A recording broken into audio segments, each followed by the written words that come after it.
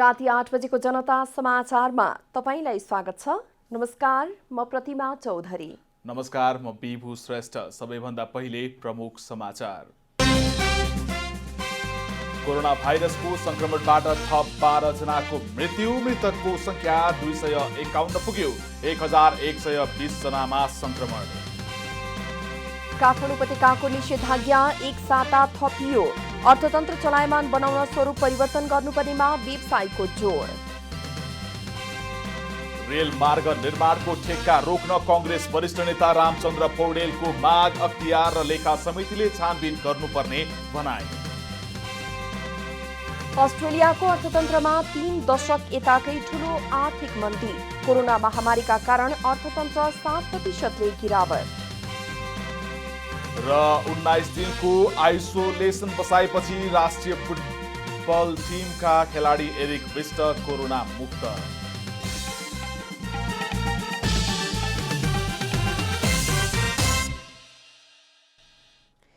अब पूरा समाचार। नेपालमा कोरोना भाइरसको संक्रमणबाट थप 12 जनाको मृत्यु भएको छ। स्वास्थ्य तथा जनसङ्ख्या मन्त्रालयका अनुसार 6 महिला र 6 पुरुष गरी 12 जनाको संक्रमणबाट मृत्यु भएको हो। कोरोनाबाट काठमाडौँ उपत्यकामा मात्रै 5 जना संक्रमितको मृत्यु भएको मन्त्रालयले जनाएको छ। चितवनमा 55 वर्षीय र 18 वर्षीय महिला, काठमाडौँमा 89 वर्षीय, ललितपुरमा 70 वर्षीय, तनहुमा 20 र कपिलवस्तुमा 60 वर्षीय महिलाको कोरोनाबाट मृत्यु भएको हो। यस्तै बारामा 97 वर्षीय, चितवनमा 65 वर्षीय, भक्तपुरमा 40 वर्षीय, काठमाडौँमा 70 र 75 वर्षीय र धादिङमा 47 वर्षीय पुरुषको कोरोनाबाट मृत्यु भएको हो। यो सँगै नेपालमा कोरोना संक्रमणबाट मृत्यु हुनेको संख्या 251 पुगेको छ। काठमाडौँको 89 वर्षीय एक महिला, ललितपुरको 70 वर्षीय महिला र तनहुँको 20 वर्षीय महिला अनि कपिलवस्तुको 60 वर्षीय महिला 6 जना हुनुहुन्छ। यस्तै गरी पुरुषहरूमा बाराको 97 वर्षको पुरुष, चितवनको 65 वर्षीय, भक्तपुरको 40 वर्षीय, काठमाडौँको 70 र 75 वर्षीय 2 जना र धादिङको 47 वर्षीय पुरुष गरी जम्मा 12 जनाको निधन भएको छ र हालसम्म निधन हुनेको जम्मा संख्या 251 पुगेको छ। आज थप 1120 जनामा कोरोना संक्रमण देखिएको छ। 320 महिला र 800 पुरुषमा संक्रमण देखिएको छ। काठमाडौँमा 350, ललितपुरमा 29 र भक्तपुरमा 9 जनामा संक्रमण देखिएको छ। आजसम्म नेपालमा कोरोना संक्रमण हुनेको संख्या 41,649 पुगेको छ।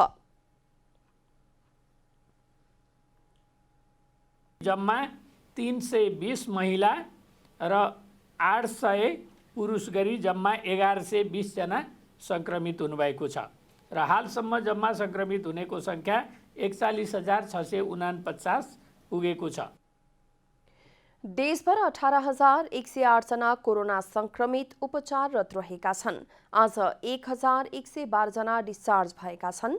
यो सँगै उपचारपछि निको हुनेको संख्या 23,290 पुगेको छ। मन्त्रालयले 500 भन्दा बढी संक्रमित रहेका जिल्लामा निषेधाज्ञा र 200 भन्दा बढी संक्रमित रहेका जिल्लामा लकडाउन गर्न जिल्ला प्रशासन कार्यालयहरूलाई अनुरोध समेत गरेको छ। उपत्यकामा जारी निषेधाज्ञा फेरि एक साता थपिएको छ। गृह मन्त्रालयसँग छलफल गरेपछि उपत्यकाका 3 प्रमुख जिल्ला अधिकारीहरूले निषेधाज्ञा एक साता थप्ने निर्णय गरेका हुन्। यसपटक केही सेवालाई सञ्चालनका लागि छुट दिइएको छ। औषधि, खाद्य वस्तु र अत्यावश्यकीय वस्तु खरिदमा यसअघि पनि रोक लगाइएको थिएन। यद्यपि बाहिर निस्किँदा मास्क अनिवार्य लगाउनु पर्ने भनिएको थियो। नियमित सेवा प्रदान गर्नुपर्ने कार्यालय जाने कर्मचारी बिहान 9 बजेदेखि 10:30 बजेसम्म र बेलुका 3 देखि 5:30 बजेसम्म आउजाउ गर्न सक्ने भनिएको थियो। होटेल, रेस्टुरेन्ट, फुटपाथ पसल अझै बन्द हुनेछन्। बैंक लगायतका निकायले न्यूनतम कर्मचारी राखेर स्वास्थ्य सुरक्षाको मापदण्ड पालना गरी सेवा दिन सक्नेछन्।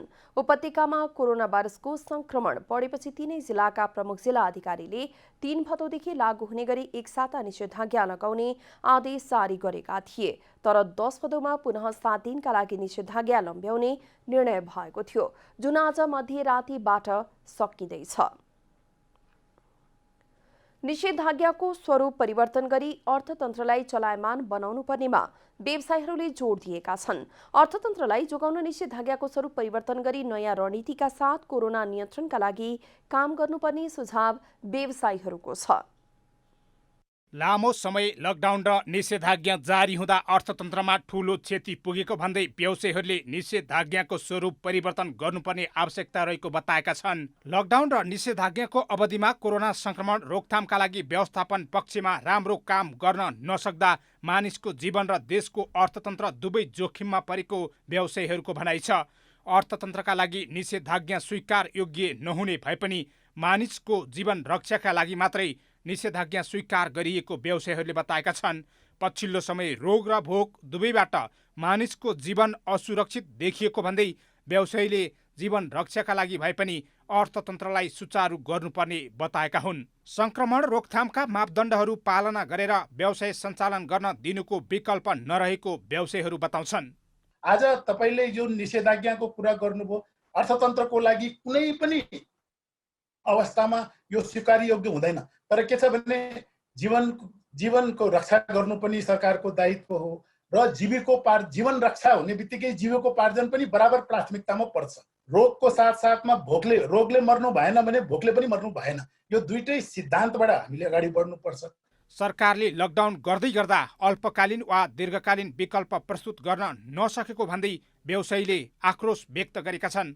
सरकारले निषेधाज्ञालाई खुकुलो बनाए सबै व्यवसायीहरू सचेत बनेर व्यवसाय सञ्चालन गर्ने उनीहरूको प्रतिक्रिया छ। आम जनता एउटा चाहिँ मर्ने स्थिति भएको हुनाले यो छिटोभन्दा छिटो विद्रोहमा जान सक्ने स्थिति देखिन्छ। त्यसकारणले सरकारले छिटोभन्दा छिटो यसलाई एउटा प्याकेजमै यो लकडाउनको विकल्प अल्पकालीन र दीर्घकालीन दुईटै ल्याउनु पर्छ भन्ने चाहिँ हाम्रो बुझाइरहेको छ। निषेधाज्ञालाई खुकुलो बनाए संक्रमण फैलने र खुकुलो नबनाए व्यवसायीहरू विस्थापित हुने भएकाले दुवै पक्षलाई समानान्तर रूपमा अगाडि बढाउनु पर्ने व्यापारीहरूको धारणा छ। धेरै व्यवसायीहरूको चाहिँ व्यवसायबाट उनीहरू चाहिँ विस्थापित भइसकेका छ। उनीहरूको धेरै नै ठुलो समस्या भएको छ। आर्थिक रूपमा उनीहरू उठ्नै नसक्ने स्थितिमा पुगेको पनि हामीले पाएका छौँ।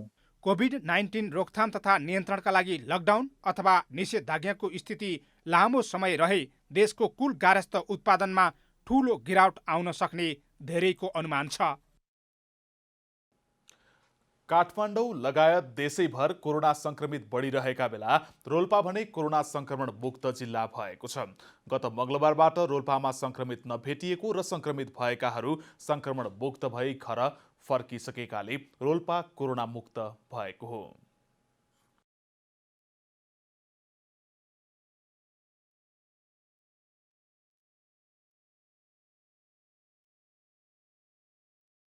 रोल्पाको रुन्टीगढी गाउँपालिकाका एक कोरोना संक्रमित मंगलबार डिस्चार्ज भएसँगै जिल्ला नै कोरोना मुक्त भएको छ। 81 जना संक्रमित मध्ये 1 जनाले क्वारेन्टाइनमै आत्महत्या गरेपछि स्वाब जाँच गर्दा संक्रमण भएको पत्ता लागेको थियो।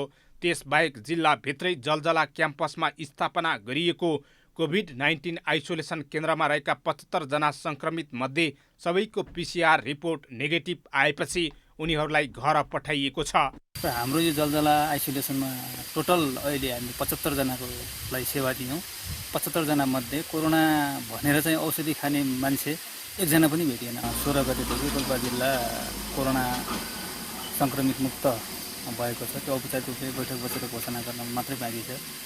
पहिलो पटक गत जेठ 29 गते 3 जनामा संक्रमण पुष्टि भएको थियो। कोरोना संक्रमण सुरु भएको 82औं दिनमा जिल्लामा कोरोना शून्य भएको छ। समन्वय समिति प्रमुख राजबहादुर बुढाको अध्यक्षतामा त्यसको सदस्य म पनि हुँ र त्यो समितिले अहिलेसम्म जसो काम गर्यो त्यो कामले चाहिँ अहिले यो रूप पाउँदा 80-85 दिनको पिरियडमा यो रूप पाउँदा हामी चाहिँ अहिले साह्रै नै खुसी छौँ। रोल्पामा अहिले कोरोना संक्रमित नभेटिए पनि नियन्त्रणका प्रयास भने जारी राखिएको छ। संक्रमणलाई आफूहरूले नियन्त्रण गर्न सके पनि अझै महामारीका रूपमा फैलिएपछि भने अवस्था भयावह हुन सक्नेतर्फ सबै सचेत हुनुपर्ने रोल्पा अस्पतालका प्रमुख डाक्टर धनमाया घरतीले बताउनुभयो।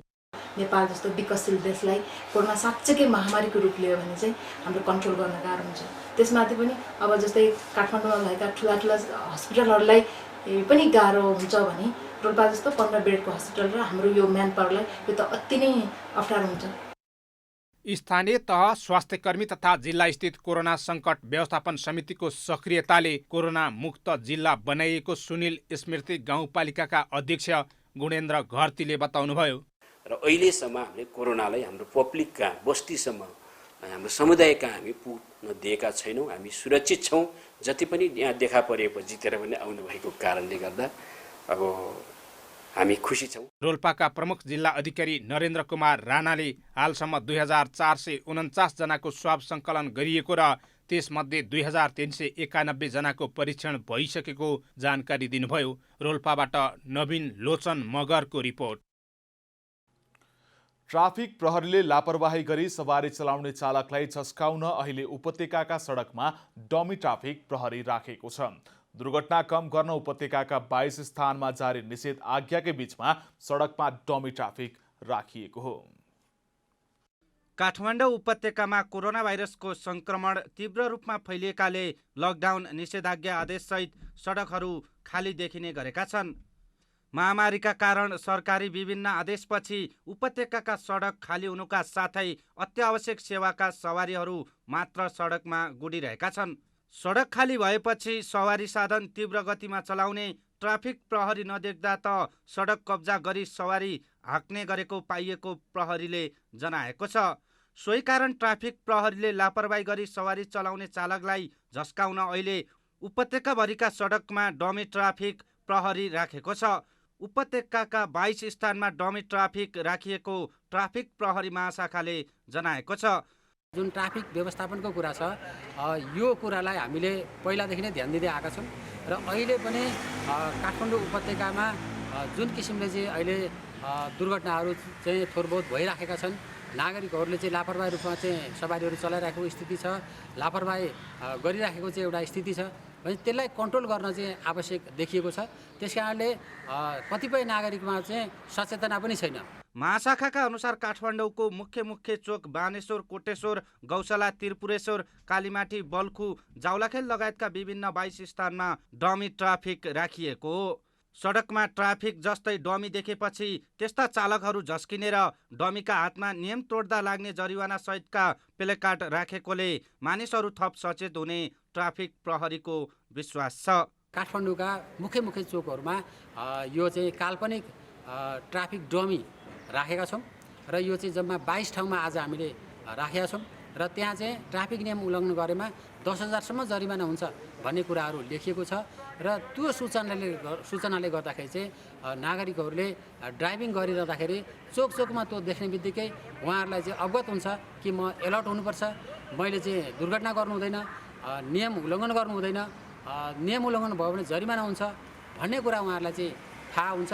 टाढाबाट हेर्दा ट्राफिक प्रहरी जस्तै देखिने भएकाले सवारी चालकले आफ्नो सवारी साधनको गति नियन्त्रण गर्ने, ट्राफिक नियमको पनि पालना गर्ने भएकाले दुर्घटना पनि कम हुने प्रहरीको दाबी छ। क्यामेरामा साजन थापाका साथ रूपक कुलाल, काठमाडौँ। सीमा क्षेत्रमा हुने अपराध नियन्त्रण र सिमानाको सुरक्षाका लागि इलामका 2 स्थानमा सशस्त्र प्रहरीको सीमा सुरक्षा पोस्ट स्थापना गरिएको छ। इलामको नेपाल भारत सीमा क्षेत्रको 52.5 किलोमिटरमा 7वटा सीमा सुरक्षा पोस्ट स्थापना गर्ने नीति अनुसार सुरक्षा पोस्ट स्थापना भएको हो। सशस्त्र प्रहरीको सीमा सुरक्षा पोस्ट स्थापनापछि इलामको रोङ गाउँपालिकाका बासिन्दा हर्षित भएका छन्। स्थानीय कुमार मोक्तानका अनुसार सुरक्षा पोस्ट स्थापना भएपछि सुरक्षित महसुस गरिएको छ।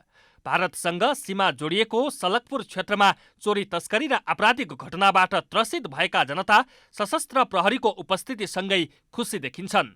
सरकारले सीमा क्षेत्रमा हुने आपराधिक गतिविधि र सिमानाको सुरक्षाका लागि सीमा सुरक्षा पोस्ट राख्ने निर्णयपछि इलाममा 2वटा सीमा सुरक्षा पोस्ट थपिएका छन्। इलामको रोङ गाउँपालिकाको सलकपुर र सूर्योदय नगरपालिकाको समालबुङमा सुरक्षा पोस्ट राखिएको छ। त्यो एउटा शान्ति सुरक्षाको प्रत्याभूतिका कारणले गर्दा हाम्रो आन्तरिक पर्यटनलाई ठूलो टेवा पुगेको थियो र यो इतिहासलाई बरकरार यथावत राख्नको लागि आज स्थापित यो बीओपी क्याम्पले थप मद्दत पुग्नेछ। नेपाल भारत सीमा क्षेत्रको 52.5 किलोमिटरमा 7वटा सीमा सुरक्षा पोस्ट स्थापना गर्ने नीति लिएको थियो। यो वर्षलाई कम्तीमा 7वटा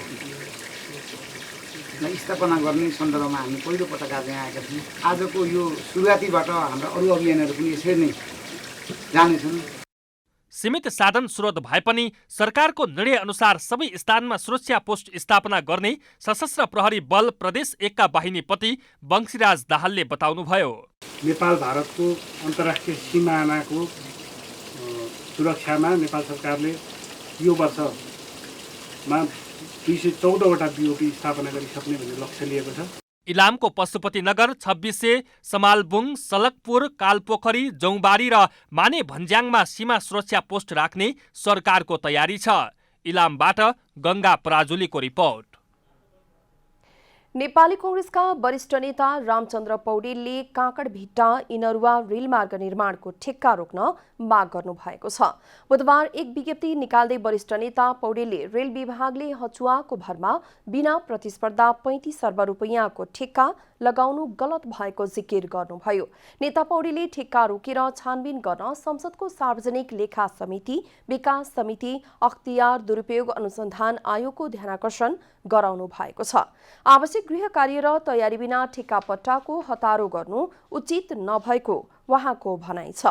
पौडेलले सार्वजनिक खरिद ऐनको 8, 9, 10 र 15 तथा खरिद नियमावली 960 विपरीत रेलमार्ग निर्माणका लागि खुल्ला प्रतिस्पर्धा बिना निश्चित ठेकेदारलाई ठेक्का दिनु केही ठेकेदारलाई पोस्ने काम भएको उहाँको आरोप छ। उहाँले निश्चित ठेकेदारलाई योग्य बनाएर ठेक्का दिनुले सरकारले नीतिगत तथा संस्थागत भ्रष्टाचारलाई प्रोत्साहन गरेको पौडेलको आरोप छ। सरकारले पूर्व पश्चिम रेल मार्गको काँकडभिट्टा इनरुवा खण्डको निर्माणका लागि 35 अर्ब रुपैयाँ विनियोजन गरी प्रक्रिया अगाडि बढाएको छ। कोरोनाका कारण जारी निषेधाज्ञाका बीच सरकारले वैदेशिक रोजगारका लागि श्रम स्वीकृति खुला गरेको छ। मन्त्री परिषदले निर्णय गरेसँगै आजबाट नयाँ श्रम स्वीकृति दिन थालिएको हो।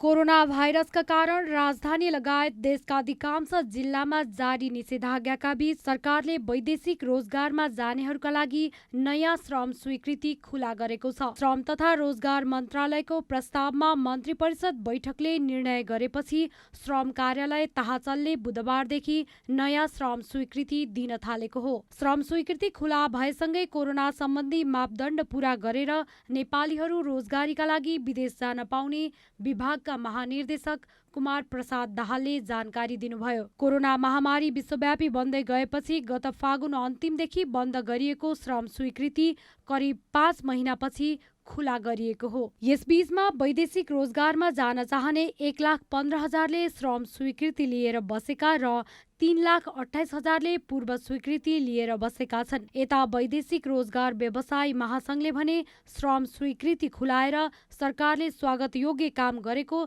तर कोरोनाका विभिन्न मापदण्ड पूरा गर्नुपर्ने कारण कामदारहरूलाई तत्काल विदेश पठाउन सकिने अवस्था नरहेको स्पष्ट पारेको छ। जाने कामदारका स्वास्थ्य प्रोटोकलका कुराहरू होलान् र तपाईँको क्वारेन्टाइनमा बस्ने कुराहरू होलान्। तराईबाट एउटा जाने कामदार यहाँ काठमाडौँ भित्रियो भने उसको क्वारेन्टाइन कसरी गर्ने, पिसिआर कसरी गर्ने र उहाँ गइसकेपछि रोजगारदाताले सेल्फमा राख्ने हो कि रोजगारदाता कम्पनीले स्वयंले आफूले त्यो गरिदिने हो कि एभाइलेबल, ती कुराहरू धेरै अब कार्यविधि बनाउनु पर्ने अवस्था देखिन्छ। महासंघले लामो समयसम्म वैदेशिक रोजगारमा जान प्रतिबन्ध लगाइँदा नेपालमा आउने श्रमिकको माग अन्य देशतिर मोडिने खतरा रहेको हुँदा श्रमिक माग गर्ने मुलुकसँग समन्वयकारी भूमिका निर्वाह गर्न ढिलाइ नगर्न सरकारसँग माग गर्दै आएको छ। पुनः श्रम स्वीकृति लिने कार्य भने केही समय अगाडिदेखि प्रदेश स्तरबाट जारी रहेको विभागले स्पष्ट पारेको छ। रूपा घिमिरे, काठमाडौँ। नेपालको 12औं राष्ट्रिय जनगणना 2078 को प्रश्नावली तयार भएको छ। प्रत्येक व्यक्ति तथा घर परिवारबाट विवरण सङ्कलन गर्न प्रयोग गरिने घर तथा घर परिवार सूचीकरण र मुख्य प्रश्नावली नेपाल राजपत्रमा प्रकाशन गरिएको छ।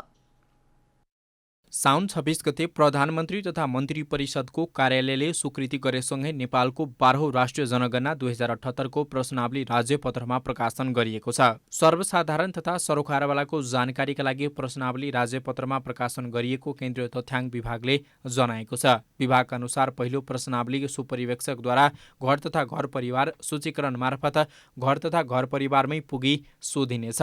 घरको प्रयोगसहित सङ्ख्या, परिवारको ब्याङ्क खाता र ऋणमा पहुँच, सरकारी अनुदानमा बनेका घर, व्यावसायिक तथा प्राविधिक शिक्षा एवं तालिम, परिवारमा अक्सर बसोबास गरेका परिवारका सदस्य, महिला, पुरुष एवं अन्यको सङ्ख्या र परिवारका कृषि एवं अन्य पेसा सम्बन्धी विवरण सङ्कलन गरिनेछ। घर तथा घर परिवार सूचीकरण 2078 वैशाख 26 गतेदेखि जेठ 14 गतेसम्म गरिने विभागको तयारी छ। दोस्रो प्रश्नावली गणकद्वारा घर परिवारमा पुगे मुख्य प्रश्नावली मार्फत गरिनेछ। त्यसमा पारिवारिक विवरण तथा व्यक्तिगत विवरण सङ्कलन गरिनेछ। घरको स्वामित्व, घरको संरचना, खानेपानी, शौचालय, बत्तीको स्रोत, खाना पकाउने इन्धन, मृत्यु सम्बन्धी र विदेश गएको विवरण, महिलाको नाममा घर जग्गा तथा साना घरेलु व्यवसाय एवं अन्य घराइसी साधन र सुविधा सम्बन्धी प्रश्न समावेश छन्। व्यक्तिगत विवरणबाट घर परिवारका सदस्य तथा व्यक्तिको लिङ्ग, उमेर, जात जाति, भाषा, धर्म, वैवाहिक स्थिति, बालबालिका, अपाङ्गता, बसाइ सराई, शिक्षा, महिलाको प्रजनन, आर्थिक क्रियाकलाप लगायतका विवरण सङ्कलन गरिनेछ। यसका लागि 2078 जेठ 25 गतेदेखि असार 8 गतेसम्म समय तोकिएको छ। तेस्रो प्रश्नावली सुपरिवेक्षकले भर्नेछन् र त्यसलाई सामुदायिक प्रश्नावली नाम दिएको छ। यो प्रत्येक स्थानीय तहका सबै वाडा कार्यालयबाट वाडा स्तरको आधारभूत स्रोत, साधन, क्षमता र पूर्वाधार सम्बन्धी विवरण सङ्कलन गर्न प्रयोग गरिनेछ। यो प्रश्नावली गणकले मुख्य प्रश्नावलीका विवरण सङ्कलन गरिरहेकै बेला सुपरिवेक्षकले वाडा कार्यालयबाट संलग्न गरिने विभागले जनाएको छ। प्रश्नावलीलाई अन्तिम रूप दिनु अघि विभागले विभिन्न विज्ञसँग छलफल गर्नुको साथै गत असार 1 गतेदेखि 15 गतेसम्म नमुना जनगणना समेत गरेको थियो। पछिल्लो 2 आर्थिक वर्षको तथ्याङ्क अनुसार नेपालमा हरेक दिन औसतमा 6वटा बलात्कारका घटना हुने गरेको तथ्याङ्कले देखाउँछ। विश्वव्यापी महामारीका रूपमा फैलिएको कोरोना भाइरसका कारण लगाइएको लकडाउन र निषेधाज्ञाका समयमा नेपालमा 632 बलात्कारका घटना सार्वजनिक भएका छन्। विश्वभरि महामारीका रूपमा फैलिएको कोरोना भाइरसका कारण नेपालमा गत चैत 11 गतेदेखि जारी लकडाउन र निषेधाज्ञाका समयमा 632 बलात्कारका घटना सार्वजनिक भएका छन्। आफ्नै परिवारका साथ महिला बालबालिकाहरू रहे पनि औसतमा 3 बलात्कारका घटना भएको तथ्याङ्कले देखाउँछ। लकडाउनको पिरियडमा अब हामीलाई के लाग्छ भने झन् यो चाहिँ अब बाहिर जान पाएन, अरू त्यो मान्छेहरू जुन कामहरूमा इन्गेज हुन्थ्यो, बाहिर अरू पढाउने पढ्ने अरू कामहरूमा इन्गेज हुन्थ्यो, त्यो पाएन। र अहिले लकडाउनको पछिल्लो पिरियडमा चाहिँ यदि रेपको चाहिँ तपाईँले यसो सरसर्ती हेर्ने हो भने आफन्तबाट भएको छ, नजिककोबाट मान्छेबाट भएको छ, छिमेकीकोबाट भएको छ। यो के हो त भन्दाखेरि यसले चाहिँ इजी एक्सेस पायो, अहिले सजिलो मौका पायो, त्यो मौकाको फाइदा उठाएको जस्तो पनि देखिन्छ। लकडाउनको समयमा प्राय सबैजना घरभित्रै भए पनि किन यति धेरै बलात्कारका घटना भए, यो आफैमा आश्चर्यको विषय बनेको छ। नेपालमा हरेक वर्ष बलात्कारका घटना बढिरहेका छन्। प्रहरीको तथ्याङ्क अनुसार आर्थिक वर्ष 2072-73 मा 1093 बलात्कारका घटना भएका थिए। यस्तै आर्थिक वर्ष 2073-74 मा 1137, आर्थिक वर्ष 2074-75 मा 1480, आर्थिक वर्ष 2075-76 मा 2233 र आर्थिक वर्ष 2076-77 मा 2144 बलात्कारका घटना भएको तथ्याङ्क छ। माथिको तथ्याङ्कलाई आधार मान्ने हो भने नेपालमा हरेक दिन कम्तीमा 6वटा बलात्कारका घटना हुने गरेका छन्। पछिल्लो समय परिवारभित्रका व्यक्ति, आफन्त र चिने जानेकाबाटै बलात्कारका घटना बढी हुने गरेको प्रहरीको भनाइ छ। यो अहिले 76-77 मै पनि तपाईँको आफन्तबाट 185वटा चाहिँ त्यस्तो बलात्कारको केसहरू भएको छ। त्यसपछि परिचितबाट 1761 भएको देखिन्छ डाटा अनुसार, अपरिचितबाट 502 छ। यसले गर्दाखेरि सबैभन्दा बढी चाहिँ गत वर्षको अथवा यो 76-77 को लागि पनि हेर्ने हो भने परिचित व्यक्तिबाट, छरछिमेकी अथवा आफन्त नाता गोता पर्नेहरू अलि नजिकका चिने जानेका मान्छेबाट चाहिँ बलात्कार भएको बढी देखिन्छ। प्रहरीकोमा अभिलेखित घटनालाई हेर्दा अधिकांश बालिका, किशोरी र असहाय महिलाहरू बलात्कारको शिकार हुने गरेका छन्। रूपक कुलाल, काठमाडौँ। गोङ्गबुमा रोल्पाका कृष्णबहादुर बोहराको हत्यामा संलग्न मुख्य अभियुक्त कल्पना मुडभरी पौडेल विरुद्ध आजीवन जन्मकैदको माग दाबी गरिएको छ। घटनाको करिब 20 दिनपछि अनुसन्धान टुङ्ग्याउँदै महानगरीय प्रहरी परिसर काठमाडौँले कल्पना विरुद्ध जन्मकैदको माग दाबी गर्दै जिल्ला अदालत काठमाडौँमा मुद्दा दर्ता गरेको हो। कृष्णबहादुरको हत्या योजनाबद्ध तरिकाले भएको निष्कर्ष निकाल्दै प्रहरीले जन्मकैदको माग दाबी गरेको परिसरका प्रवक्ता एसपी सोमेन्द्र सिंह राठौरले जानकारी दिनुभयो। कल्पनासँगै उनकी 15 वर्षीय छोरी विरुद्ध पनि प्रहरीले मुद्दा दायर गर्दै सजायको माग गरेको छ। साउन 25 गते राति कल्पनाले आफ्नै कोठामा कृष्णको हत्या गरी टाउको नभएको शव गोङ्गबुमा रहेको गणेश मन्दिर नजिकै फालेको अवस्थामा भेटिएको थियो। टाउको र खुट्टा भने केही पर भेटिएको थियो। उक्त मुद्दाको काठमाडौँ जिल्ला अदालतमा थुनछेक बहस चलिरहेको छ। अबको 3 वर्षभित्र नेपालमा करिब 4500 मेगावाट बिजुली थपिने चरणमा रहेका छन्। उत्पादन अनुसार प्रसारण लाइन र खपत नबढाउने हो भने करिब 10 अर्बको लगानी जोखिममा पर्ने भन्दै निजी व्यवसायीले चिन्ता जनाएका छन्। हाल 1360 मेगावाट रहेको नेपालको विद्युत उत्पादन क्षमता आगामी 3 वर्षभित्र 6000 मेगावाट पुग्ने निजी क्षेत्रका उत्पादकहरूको भनाइरहेको छ। स्वतन्त्र ऊर्जा उत्पादकहरूको संस्था इपानका उपाध्यक्ष आशिष गर्गका अनुसार चालु वर्षमा 1000, अर्को वर्ष 2000 र तेस्रो वर्ष कम्तीमा 1500 मेगावाट भन्दा बढी गरी 3 वर्षभित्र करिब 4500 मेगावाट बराबरको उत्पादन बढ्नेछ। त्यो बिजुली बेच्न नसके पुरै खेर जानेछ र 10 खर्ब रुपियाँ जोखिममा पर्ने उहाँले बताउनुभयो। अहिलेको विद्युत खपतको अवस्था र तत्काल धेरै विद्युत खपत गर्ने गरी औद्योगिकरण नहुने हो भने यसले अर्थतन्त्रमा नै समस्या ल्याउने भन्दै उत्पादकहरूले चिन्ता व्यक्त गरिरहेका छन्। गत चैतमा रातिको समयमा 200 मेगावाट विद्युत खेर गएको नेपाल विद्युत प्राधिकरणले नै जानकारी दिएको उत्पादकहरूले बताएका छन्। आगामी वर्षहरूमा खेर जाने बिजुलीको मात्रा बढ्दै जानेछ। यता चीनसँग अन्तर्देशीय प्रसारण लाइन निर्माण प्रक्रिया अघि बढे पनि त्यो निर्माण हुन कम्तीमा 5 वर्ष लाग्ने तथा बनेपछि पनि 500 किलोमिटरभन्दा बढीको प्रसारण लाइनमा बिजुली लैजानुपर्ने भएकोले विद्युत व्यापार कठिन रहेको छ।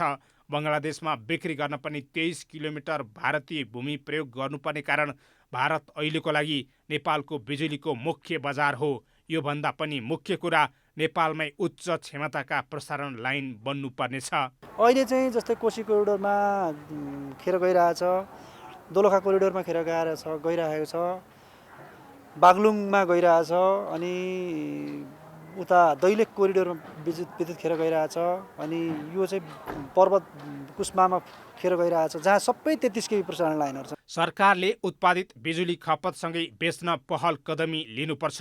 यदि लाइनको सुनिश्चितता छ भने, विद्युत खपतको सम्भावना राम्रो छ भने असम्भव यो नराम्रो केही पनि छैन। तर मुख्य कुरो के हुनु पर्यो भने प्रसारण लाइन चाहिँ त्यो आयोजना बनिसक्दा प्रसारण लाइन पनि बन्नु पर्यो। भारत बङ्गलादेशमा कालो ऊर्जा अर्थात् कोलबाट विद्युत उत्पादन गर्नुपर्ने बाध्यता रहेकोमा नेपालको स्वच्छ ऊर्जा बेच्ने सम्भावना उच्च छ। दाउरा ग्यासलाई हटाएर मानिसहरूलाई विद्युतीय चुलो प्रयोग गर्न, विद्युतीय सवारी साधनमा प्रोत्साहन गर्न सकेर विद्युत उत्पादनलाई बढाउन उद्योगहरूलाई सस्तोमा बिजुली दिएर स्वदेशी उद्योगको उत्पादनलाई समेत प्रतिस्पर्धी बनाउन सकिन्छ। हरिशरण न्यौपाने, काठमाडौँ। ललितपुर खोकनाका कृषकहरू कोरोना महामारीको पर्वाह नगरी निरन्तर कृषि कर्ममा लागेका छन्। कुनै पनि महामारी, हडताल जस्ता गतिविधिले असर नपार्ने भएकाले कृषकहरू निरन्तर कर्ममा लागेका हुन्। कोरोना महामारीसँगै अर्थतन्त्र र समग्र जनजीवन प्रभावित भइरहेका बेला मानवको पहिलो आवश्यकता खाना हो। महामारी लगत्तै समग्र उत्पादन तथा आपूर्ति प्रक्रिया अवरुद्ध हुँदा तत्काल यसको असर सबैको भान्सामा पर्न गयो।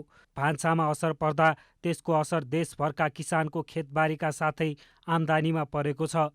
अधिकांश साना कृषकको बहुल्य रहेको र अर्थतन्त्रमा महत्त्वपूर्ण योगदान पुर्याउने कृषि क्षेत्रमा लकडाउन र निषेधाज्ञाका कारण उत्पादनसँगै बिक्री वितरणमा समस्या परिरहेको छ। यति नै बेला ललितपुर खोकनाका कृषक भने महामारीको प्रवाह नगरी आफ्नो कृषि कर्ममा निरन्तर लागेका छन्। सबैले आफ्नो काम गरेर दिनचर्या गरेर खाइरहेको छ। यहाँ मजाले आनन्दले अहिलेसम्म त्यस्तो केही पनि देखेको पनि छैन, त्यो कसले ऊ पनि गरेको छैन। र आफ्नो कर्म गरेर कृषि भनौँ पशुपालन कृषि सब गरेर यहाँ आनन्दले बसिरहेकै छन् मानिसहरू। 12 महिना अब फुर्सदै हुँदैन, कहिले धान रोप्ने कहिले त्यो मकै बनमास, त्यसपछि त्यो सकेपछि त्यो गर्दाखेरि अब त्यो किसान सर अहिले चाहिँ तोरी छल्न लाग्यो, अब मकै निकाल्यो। नेपालमा अधिकांश मानिस कृषि कार्यमा नै संलग्न छन्। कृषि प्रधान देश पनि भनिन्छ, तर आफ्नै आन्तरिक उत्पादनले पुग्ने अवस्था भने देखिन्न। खरबौँको कृषि उत्पादन आयात गर्नु नेपालको बाध्यता हो। यहाँ कृषि विकासका अनेक नारा र बजेट पनि छुटिन्छन्, तर हरेक वर्ष बिउ र रासायनिक मलको जोहो गर्न सकिने हो वा होइन भनी किसान चिन्तित मात्रै बन्नुपर्छ। फल त अब काम गर्ने अनुसार हुन्छ नि त होइन, हामीलाई धेरै काममा धेरै फल हुन्छ, थोरै फल हुन्छ, काम गर्ने अनुसारले हुन्छ। खुसी हुनुहुन्छ? खुसी छ हजुर। अहिले त मार्केट भ्याइ नभएछ, तर उत्पादन कम छ, तर उपभोक्ता धेरै छले, त्यसैले गर्दा यो तेल चाहिँ बजारमा कमै पाउँछ। नेपाली परिवेशमा सहकारीहरू कृषि क्षेत्र विकासको सशक्त माध्यम हुन सक्छन्, तर सहकारीले कृषि क्षेत्रलाई उचित स्थान दिन सकेको छैनन्। सहकारीका माध्यमबाट उन्नत प्रविधि, पुँजी, श्रम आदिको समुचित प्रयोग गरी कृषिलाई आधुनिकीकरण गर्दै उत्पादन बढाउन सके अर्थतन्त्रमा पनि राम्रो योगदान पुग्ने देखिन्छ। क्यामेरामा जेपी श्रेष्ठका साथ अभिषेक सापकोटा, ललितपुर। अब आर्थिक समाचार।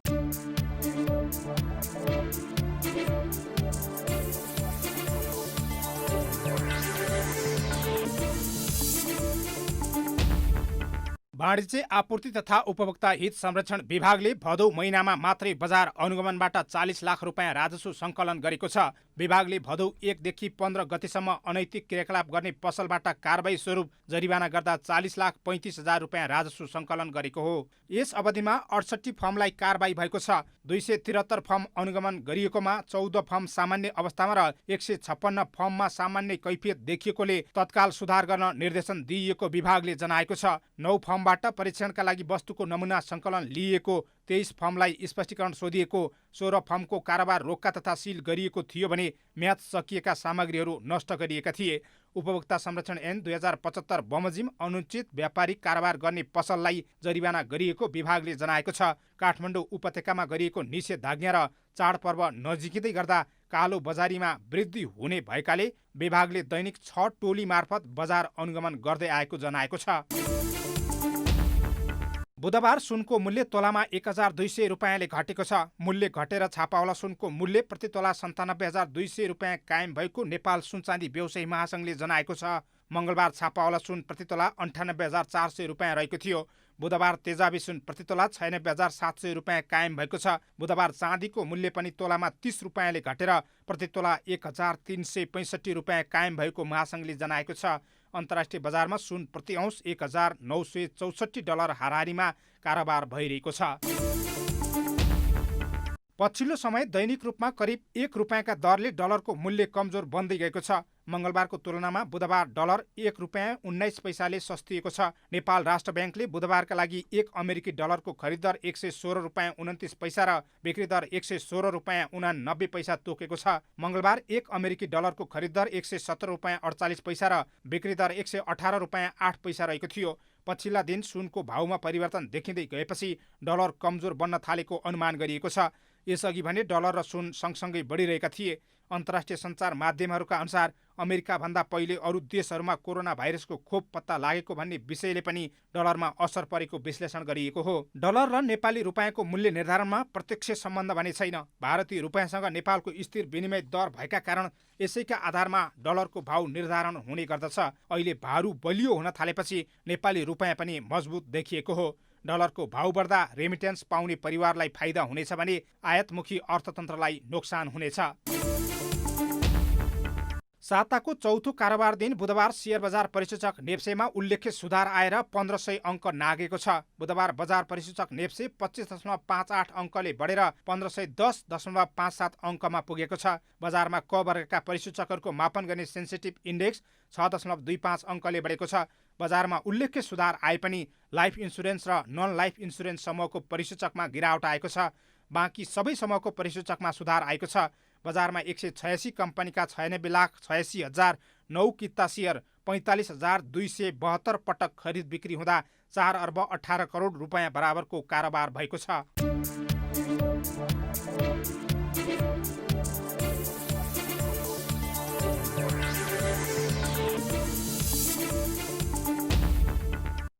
अब खेल समाचार।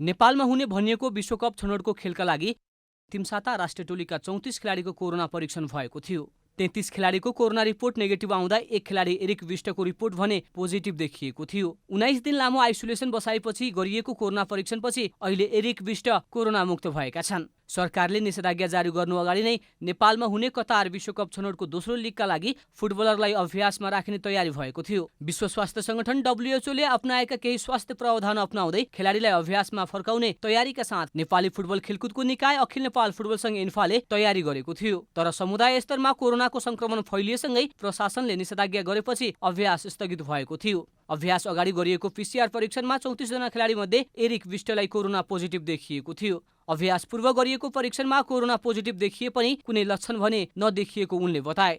फ्राइडे चाहिँ फ्ल्यास भयो जे होस्, अनि तिमीलाई पोजिटिभ भएको छ भनेर अराउन्ड 6 PM तिर मलाई कल आएको थियो उहाँबाट, टेकुबाट।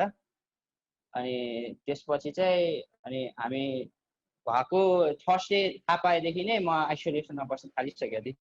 19 दिनपछि अहिले फुटबलर एरिक कोरोना मुक्त भएका छन्। घराइसी बसाइलाई नै आइसोलेसन बनाएका एरिकले अहिले कोरोनालाई जितेका छन्। बुधबार टेकु अस्पतालले कोरोना पुनः परीक्षणको रिपोर्ट नेगेटिभ आएको भन्दै खबर गरेको उनले बताए। बीचको अवधिमा सबैतिर कोरोना भएको भन्दै आफन्त र साथीभाइले सोद्धा आफू खिन्न भए पनि मनोबललाई उच्च राख्न इन्टरनेटको सहायता लिएका थिए। मनोबल उच्च राख्दा नै कोरोनालाई जित्न सफल भएको उनको अनुभव छ।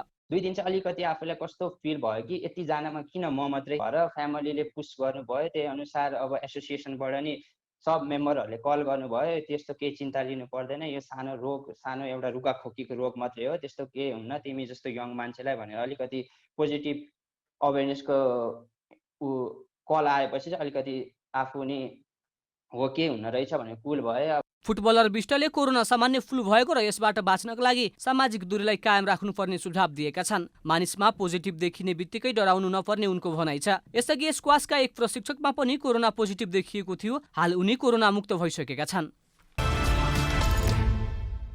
कोरोना भाइरस कोभिड-19 प्रभावित ह्यान्डबल खेलाडी प्रशिक्षक लगायतको सहयोगका लागि एसियाली ह्यान्डबल महासंघले नेपाल ह्यान्डबल संघलाई 7 लाख बढी निकासा गरेको छ। महासंघले ह्यान्डबल संघलाई 6000 स्विस फ्र्याङ्क अर्थात् 7,70,000 भन्दा बढी रकम सहयोग पठाएको हो। महासंघले 6000 स्विस फ्र्याङ्क अर्थात् 7,70,000 रुपियाँ हाराहारीको रकम कोरोना राहत स्वरूप पठाएको ह्यान्डबल संघले जनाएको छ। राहत स्वरूप प्राप्त रकमले ह्यान्डबलमा आबद्ध खेलाडी, पूर्व खेलाडी, प्रशिक्षक, रेफ्री लगायतको कोरोना बिमा हुने संघका अध्यक्ष तेजबहादुर गुरुङले जानकारी दिए। गुरुङका अनुसार अन्तर्राष्ट्रिय ह्यान्डबल महासंघबाट आएको रकम राहत वितरण लगायतका काममा लगाइनेछ र कोरोनाको पछिल्लो परिस्थितिलाई मध्यनजर गरेर सबैभन्दा पहिले सम्बन्धित सबैको कोरोना बिमा हुनेछ। राहतको रकम प्राप्त हुनु अघि नै संघले 200 बढी खेलाडी लगायतको कोरोना बिमाको तयारी गरिसकेको छ।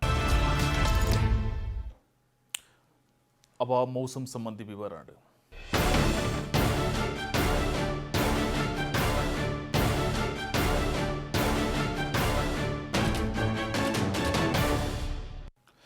आज दिनभर मौसम सामान्यतया सफा रह्यो भने अब मौसम सामान्यतया बदलिरही केही स्थानहरूमा मेघगर्जन र चट्याङसहित हल्कादेखि मध्यम वर्षाको सम्भावना रहेको जल तथा मौसम पूर्वानुमान महाशाखाले जनाएको छ। बागमती प्रदेश, गण्डकी प्रदेश र प्रदेश 5 का 1 वा 2 स्थानहरूमा भारी वर्षाको सम्भावना रहेको महाशाखाले जनाएको छ। अब देशका विभिन्न स्थानको मौसम सम्बन्धी थप विवरण।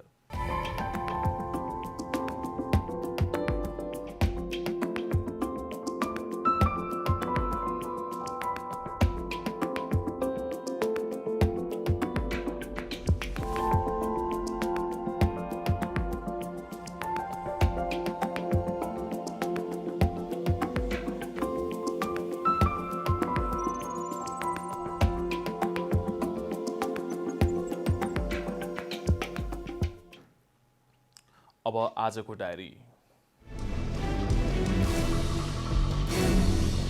नेपालमा कोरोना भाइरसको संक्रमणबाट थप 12 जनाको मृत्यु भएको छ।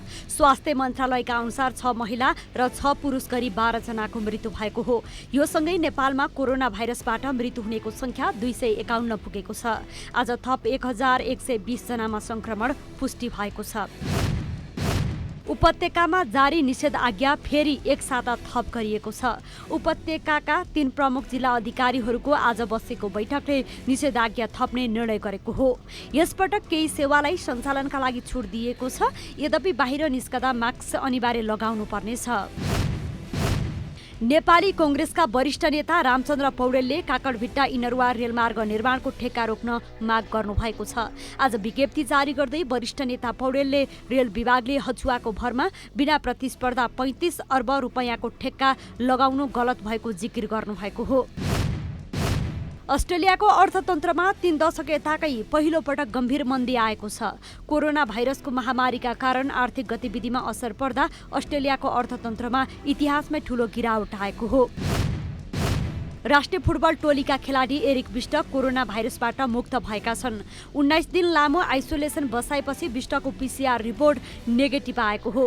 एन्फाले गत महिनाको अन्त्यमा विश्वकप छनौट प्रशिक्षणका लागि गरेको कोरोना परीक्षणमा बिष्टको रिपोर्ट पोजिटिभ आएको थियो।